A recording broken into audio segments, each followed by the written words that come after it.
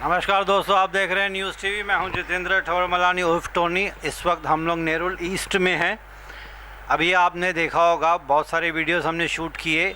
गाँव देवी माता की यहाँ पे जो यात्रा निकलती है एवरी ईयर, उसके बारे में जानकारी ली हमने और खुलासा करेंगे। हमारे साथ आज मल्हार सेवक जी हैं। ये खुद को स्वामी नहीं बोलना चाहते हैं, पुजारी भी नहीं बोलना चाहते हैं। गोरखनाथ जी हैं हमारे साथ to throw the light on the importance of Mata गाँव देवी यात्रा today being held in Nerul east. तो सर गोरखनाथ सर, ये कुछ लोगों के मन में अभी भी विश्वास, अंधविश्वास, रिलीजियस फेथ, कुछ लोग बहुत ज़्यादा मानते हैं, कुछ लोग बिल्कुल नहीं मानते। यंगस्टर्स तो मेरे ख्याल से थोड़ा दूर दूर भागते हैं, सभी यंगस्टर्स नहीं, कुछ कुछ यंगस्टर्स। तो ये गाँव देवी माता का आप सबसे पहले तो आज इतना पावन दिन है, ऑस्पिशियस डे है, तो हमारे साथ काशीनाथ जी भी हैं। काशीनाथ साहब को आपने देखा वहाँ पे बहुत ही जोशे जुनून में इन्होंने इस यात्रा में पार्ट लिया था। सर वो जो आप काशीनाथ साहब, आप जो वो माता आई थी, देवी आई थी आपके अंदर में, क्या था वो? मैं आपसे ये सवाल पूछूंगा। पहले गोरखनाथ साहब से मैं इसका इम्पोर्टेंस पूछ लेता हूँ, फिर आपके पास आता हूँ। तो सर गोरखनाथ सर जी, ये गाँव देवी माता का थोड़ा सा इम्पोर्टेंस बताइए हमारी जनरल ऑडियंस के लिए, क्योंकि ये जो ऑडियंस हमारी सिर्फ हिंदुस्तान में नहीं है, पूरे माता के आशीर्वाद से 80 कंट्रीज़ में ये लोग प्रोग्राम देखते हैं हमारा। तो मैं चाहता हूँ कि ये जो गाँव देवी माता का इम्पोर्टेंस है वो सिर्फ इंडिया तक सीमित नहीं रहे, वो बाहर फॉरेन कंट्री में भी काफ़ी हिंदुस्तानी सेटल हो गए हैं, वो भी देखना पसंद करते हैं। तो welcome to news TV sir. आप थोड़ा गाँव देवी माता का इम्पोर्टेंस बताइए। सबसे पहला दर्शकों को मेरा प्यार भरा नमस्कार। जय मल्हार, जय मल्हार, जय मल्हार।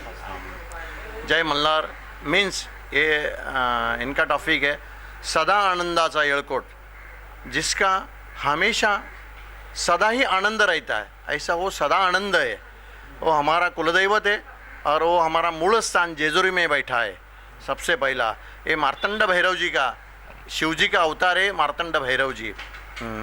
यहाँ से हम उनके सेवक हैं और इसी बहाने हम लोग है ना सभी पास में आए हैं। हमारा काशीनाथ जी है, काशीनाथ भाई है, हमारा विकी भाई है, रामदेव बाबा है। हम लोग सब भक्त मंडली एक इकट्ठा आए ले और इनके जो आज जो शोभा यात्रा निकली, उस शोभा यात्रा में हम लोग शामिल हो चुके हैं। माता जी का जोशपूर्ण श्रद्धा से यहाँ उत्सव जो काशीनाथ नाइक जी है उनकी परंपरा से, उनके माता पिता जी है और अभी जो काशीनाथ भाई है वो श्रद्धा से क्यों मनो में ये उत्सव आगे बढ़ा रहे हैं। और ये मल्हार भी सेवक है, इनके ऊपर मल्हार का अच्छा सा खासियत में कैसी बड़ी से बड़ी कृपा है। और कृपा होने के साथ साथ उनके ऊपर है ना मल्हार सवार भी है, बहुत बढ़िया है। ये अपना कुटुंब व्यवसाय चला के ये उत्सव परिपूर्ण है, इनके माता पिता जी के आशीर्वाद से आगे चला रहे हैं। गाँव देवी ये जो गांव है ये धारावे गाँव है। इस धारावे गाँव पहला गाँव था, ये नया मुंबई के अंदर। इस गाँव में एक थोड़ा सा ही आदमी लोग था। उसी समय पे ये जगह पे ये लोगों ने गांव का रक्षण होने के नाते उसी समय में गांव का कोई रक्षक मांगता है, इसी के वास्ते माता जी का है ना यहाँ स्थान निर्माण किया। और ये स्थान ये माता जी के आधिपत्य खाली आ रहा है। माता जी मीन्स जगत जननी है, 33 कोटि देवताओं को रक्षण देने वाली ही ये आदि माया शक्ति है।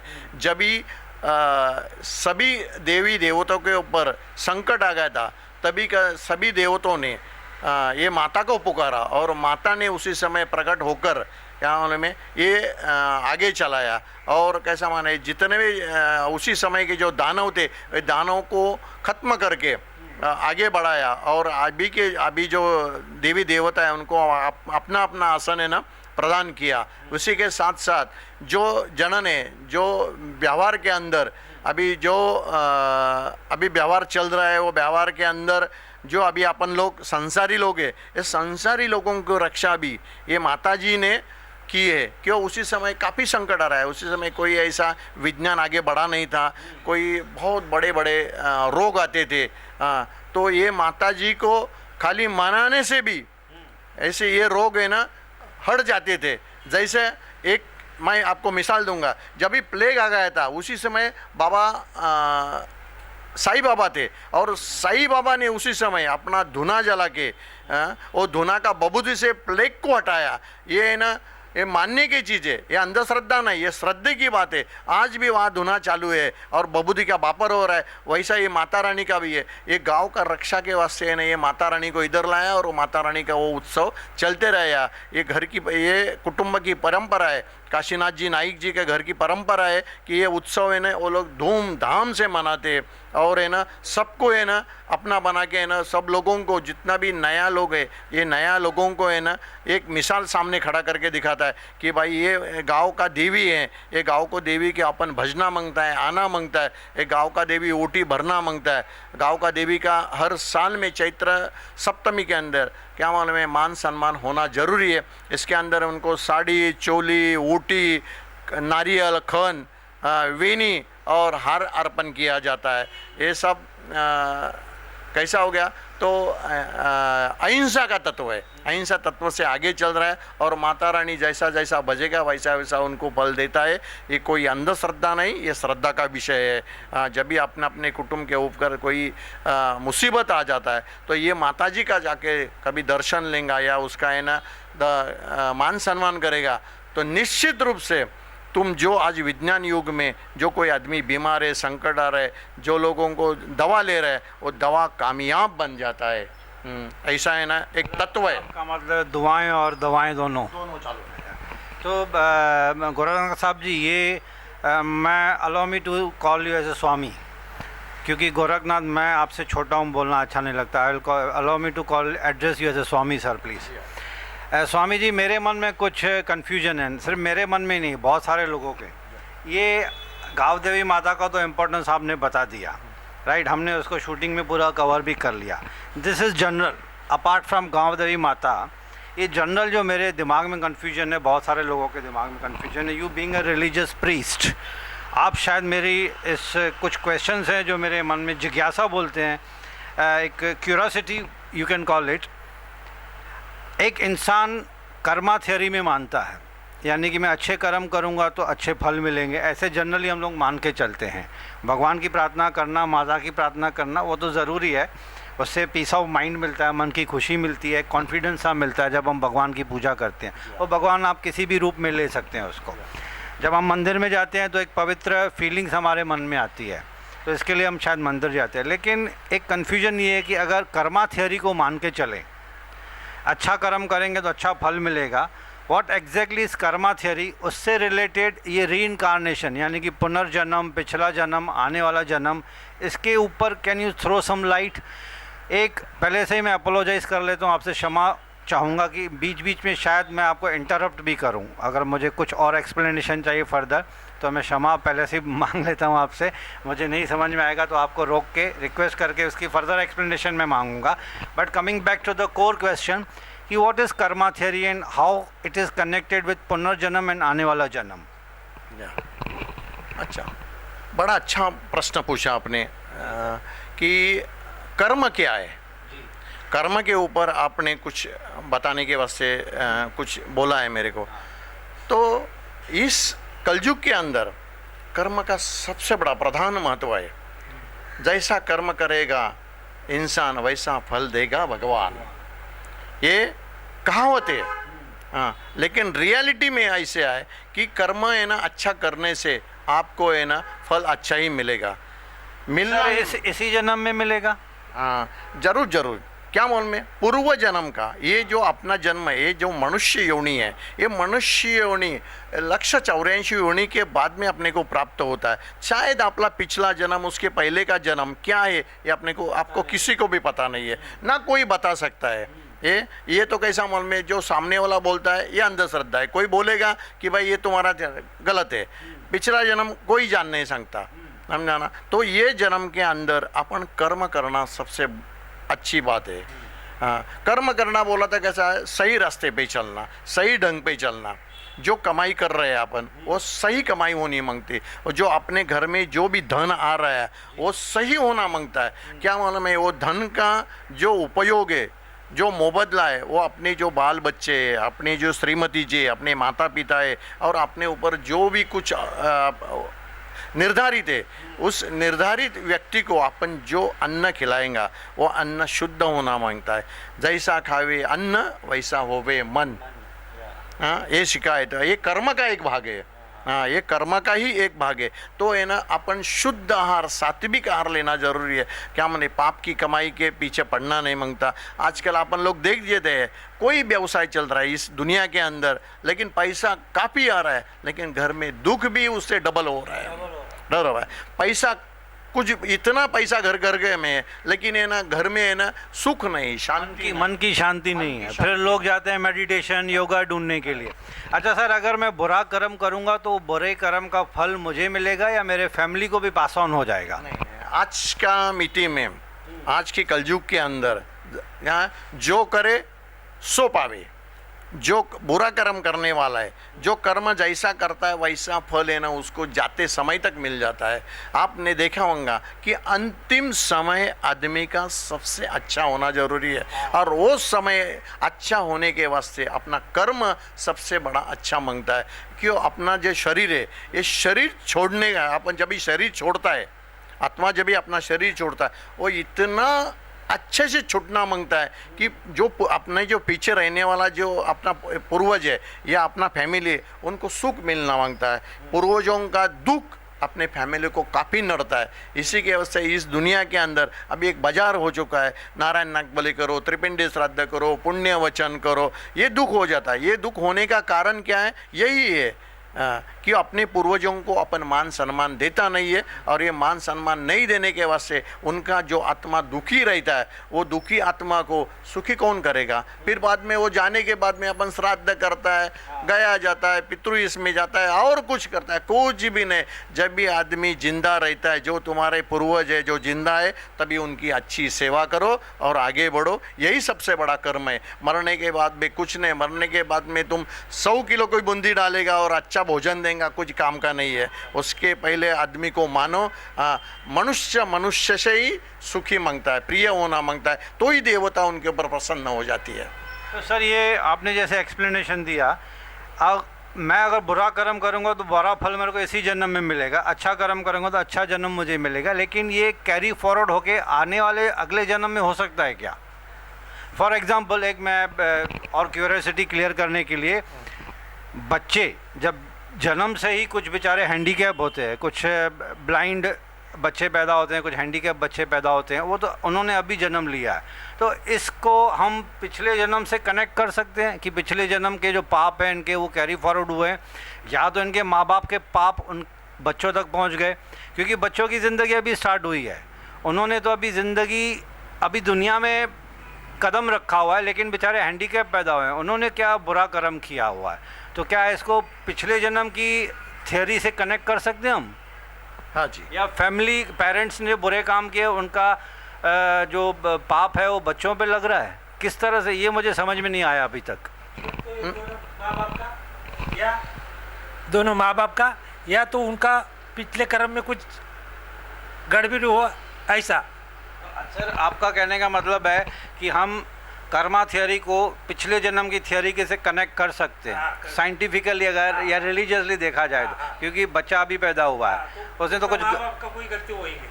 अगर माँ बाप भी इतने शरीफ हैं कि दिखने में शरीफ है, लेकिन उसके सकता है जाने अनजाने में कुछ गलती हुई हो, पाप हुआ हो, गलती नहीं पाप, वो कर्म का फल ये अभी सामने आए, या तो उनके खुद जन्म में जो आए, यानी पिछले जन्म में, जो अभी अभी वो जन्म में जो आया, आप बोल रहे हो उसमें कोई बुरा दिखने में बुरा है, तो उसका भी कोई कर्म होंगे। चलो ये कर्म में भोग लो, अगले कर्म में कोई अच्छे दिन आएंगे।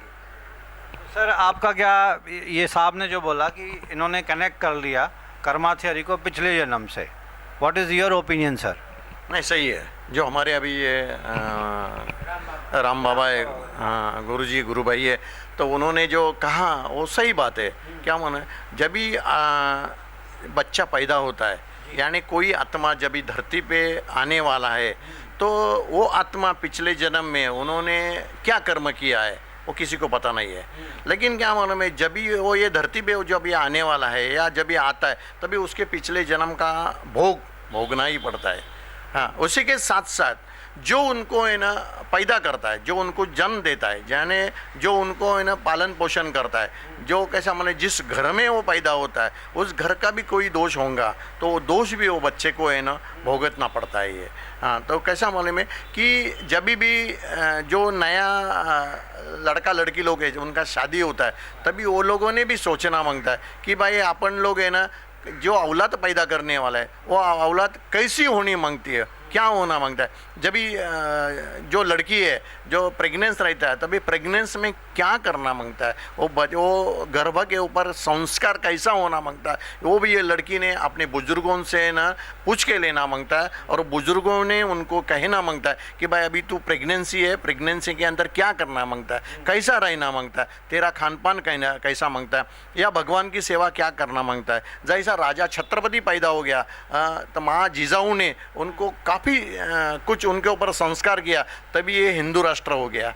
हाँ, ये एक सबसे बड़ी बात है, वो इतिहास लेके आगे चलना मांगता है। तो कैसा मालूम में कर्म का भोग है, कर्म का भोग तो किसी को ही गलत नहीं होगा। भगवान विष्णु का अवतार भगवान श्री कृष्ण है, उनको भी है ना कर्म का भोग भोगना पड़ा, तो अपन कोई नहीं है। देवताओं को भोगना पड़ा तो अपन मनुष्य नहीं है। तो कैसा मैंने संभाल के चलना, इस धरती पे अपन लोग जो पैर रख रहे हैं वो संभाल के चलना। अपने पल पल में अपने से है ना गलती हो जाती है, पाप हो जाता है। एक मूंगी है, जो मूंगी के अंदर भी एक आत्मा है, वो 184 होने में का, उसके ऊपर भी पाव देने के बाद में वो मर जाती है चींटी, मरने के बाद में उसका भी दोष लगता है। लेकिन उसको कोई बात नहीं, वो तो तुम खुले आंखों से नहीं देख सकता क्या तुम्हारा जो कर्म है तुम वो इस दुनिया में कर रहे हो, उसको तो कैसा बोले भगवान ही माफ़ कर सकता है। लेकिन तुम्हारा एक कर्म अच्छा मांगता है, नीति अच्छी मांगने मांगता है, और अच्छी कमाई घर के अंदर आनी मांगती है। और सही सोचो, दूसरे के बारे में कभी भी गलत मत सोचो। क्या कर रहा है वो अपने कर्मों से चले जाएगा, लेकिन है ना गलत मत बोलो, गलत मत चलो, या उससे बोलने भी नहीं। ठीक है, अपने नज़दीक आदमी होगा तो उसको सुझाव देना ज़रूरी है, लेकिन सही रास्ते पे चलो, सही तुमको है ना कैसा मला कि रास्ता मिलेगा और आपको आपका जो संसार है फुलित हो जाएगा। ये है क्या बात। तो सर ये मतलब जैसे कि अभी आपने first part of the answer में यू टोल्ड मी कि इसी जन्म में पूरा बैलेंस शीट टैली हो जाता है अकाउंटिंग सिस्टम में अगर बात करें तो अगर इसी जन्म में मेरा बैलेंस शीट टैली नहीं हो रहा है, कैरी फॉरवर्ड हो रहा है मेरे आने वाले जन्म में, तो कैसे डिसाइड हुआ कि कुछ लोगों का इसी जन्म में हो गया भुगतान, कुछ लोगों का आने वाले जन्म में होगा, यानी कि वो still it remains the unanswered question. नहीं, अभी कैसा मालूम है, अब अपने को पिछले जन्म का भोग है वो तो भोगतना ही पड़ेगा। वो भोग के अपने को अच्छे दिन आ जाएंगे। तो मतलब मैं अगर पिछले जन्म में मैंने कुछ गलत काम किए होंगे, उनकी सज़ा यू मीन टू से कि रह गई पिछले जन्म में, इसलिए कैरी फॉरवर्ड होके मुझे इस जन्म में मैं अंधा पैदा हो गया या हैंडीकैप पैदा हो गया एज ए इन्फेंट बच्चा, तो मतलब पिछले जन्म का जो मेरा हिसाब किताब है वो क्लियर ही नहीं हुआ अभी तक, इसलिए मैं ये जन्म में आके भुगत रहा हूँ। We can term it in that way. नहीं, वो तो कैसा मान रूल है, ये साइकिल है, चक्र है, साइकिल चक्र है। तो कैसा मालूम है, ये साइकिल चक्र चलते रहेगा। एक मनुष्य योनि अपने को कभी आता है, ये मनुष्य योनि के आने के बाद में जब भी तुम इसी का अध्यात्म से स्टडी करेगा तभी आपको पता चलेगा। जो भी कुछ अपना पुराण लिख के रखा है उसके अंदर कुछ ज्ञान लेने वाला है कि अभी जो हो रहा है आज के मिति में एक कलयुग के अंदर, वो ज्ञान पहले से लिखे रखा है। जैसा ज्ञानेश्वरी के अंदर लिखा है, गीता में रखा है, भगवान कृष्ण ने अर्जुन को भी बताया है, वही अभी चल रहा है। उसी समय भी आदमी लोग है ना हवा में चलते थे, वो तभी तो कोई ऐसा वैज्ञानिक नहीं था, कोई एरोप्लेन नहीं था, कुछ भी नहीं, लेकिन वो चलने वाला था। आज अपन लोग प्रगति किया और उसी को बढ़ावा दिया, इसी के वास्ते वो आगे चल रहे हैं। ऐसी बात है क्या कि ये धरती के ऊपर है ना सही चलो, सही ढंग से चलो, तुमको है ना फल प्राप्ति 100% मिलेगा। समझाना, देवी देवता को भजना मांगता है, ये श्रद्धा से भजो, अंधश्रद्धा से बिल्कुल मत भजो। हिंसा मत करो, अहिंसा के तत्व पे चलो। भाई को भाई बोलो, माँ को माँ बोलो, बाप को बाप बोलो, माता जी को माता बोलो। यही एक मेरा कहना है। सबसे पहली बात है, अभी रिश्ते ख़त्म हो चुके हैं। अभी क्या मालूम है, खाली हर एक आदमी पैसे के पीछे भाग रहे है इस कलयुग के अंदर। ये जो वैज्ञानिक युग है वो तो हर एक कैसा मालूम है, बुजुर्गों को मानता नहीं। मेरा सबसे पहला टॉपिक है कि तुम तुम्हारे कुल को संभालो बस। हाँ, तुम आगे 100% सक्सेस हो जाएंगे और आगे चलेंगे। तो सर ये आपके हिसाब से I still have some curiosity with regard to death. जैसे कि कहा जाता है कि हर इंसान की मरने की तारीख फिक्स्ड है, उसकी किस्मत में लिखा हुआ है। आप कुछ भी करो, आप उसको बच नहीं सकते हो। आपको बचना होगा, आप ट्रेन के नीचे भी आ जाओगे तो आप बच जाओगे, लेकिन आपका मरना होगा तो आपकी बैठे बैठे भी आपकी सोफ़ा पे भी डेथ हो जाएगी। आप कितनी भी सिक्योरिटी रखो, मेडिकल ट्रीटमेंट लो, कुछ भी करो। तो सर ये मान के चले कि जो मरने की तारीख है, जो वक्त है, वो फिक्स्ड है हमारी किस्मत में, ये फिक्स्ड है, ये कहावत है। हम सालों से सुनते आ रहे हैं कि भाई इसके मरने की तारीख, हर इंसान की जन्म जैसे ही जन्म लेता है इंसान, उसकी मरने की तारीख टाइम भी फिक्स हो जाता है। तो इज़ दिस ट्रू रिलीजियसली? नहीं, कोई अभ्यास के अनुसार मैं आपको ये कह दूंगा कि जो आदमी सही समय पे मरता है, यानी जैसा अभी आपने पहला प्रश्न पूछा क्या कर्म, क्या अच्छे कर्म होने के बाद में वो आदमी को अपने जीवन में मुसीबतें कम आ जाती है। तुम्हारा कर्म खराब हो जाएगा, तुम गलती सब कुछ गलती करते रहेंगे। गलत करने का बोला तो अभी मैं आपको ये नहीं बता सकता हूँ कि क्या गलत है। हर एक इंसान को पता है कि अपन गलत क्या कर रहा है, अपन गलत मार्ग पे जा रहे हैं कि नहीं। सबसे पहला अपना शरीर, ये जो अपनी जो इमारत है, ये अच्छी रखने के वास्ते व्यसन से दूर रहो। किससे दूर हैं सर? व्यसन बोला था कि ऐसा नशे से दूर रहो। नशा करना ये सबसे बड़ा गुनाह है। क्या मालूम है, नशे के वास्ते जो असुर थे, या असुरों को सूरा पैदा करने वाले जब भी समुद्र मंथन हो गया, तभी समुद्र मंथन से ही सूरा मिल गया, और वो भगवान शिव ने ना ये असुरों को दे दिया। ये अपना काम नहीं, सूरा पीने का काम अपना नहीं है, मदिरा पीना काम अपना नहीं है। लेकिन अभी क्या है, इस युग के अंदर अपन अपना ही सर्वनाश कर लेते, और कैसा मालूम है कि आगे चलने में दिक्कत होता है। तो समय से पहले अपने को मृत्यु प्राप्त हो जाता है। ये अपने अंदर खूबी है, वो अपना करना है। सर ये जो कहावत है कि date of death and time of death is fixed, उसमें फिर फ्लेक्सिबिलिटी आ जाती है। अगर मैं बुरे कर्म कर रहा हूँ, अपनी बॉडी को ध्यान नहीं रख रहा हूँ, this body is my temple. Am I right sir? Correct me if I am wrong. आपने जैसे कहा कि ये जो मेरा शरीर है वो मेरा नहीं है, मुझे परमात्मा ने दिया हुआ है, इसकी रक्षा करना, इसकी अच्छी तरह देखभाल करना मेरी ड्यूटी बनती है। जैसे कि हम पूजा करते हैं, वैसे my body is my temple, right sir?